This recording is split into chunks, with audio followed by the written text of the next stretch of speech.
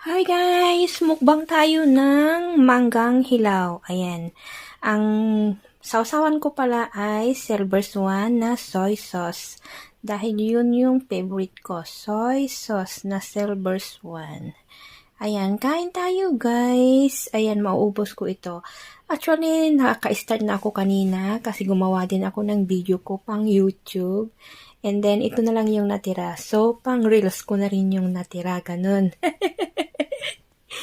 Ang hirap gumawa ng content, yung hindi mo alam kung ano yung gagawin mong video.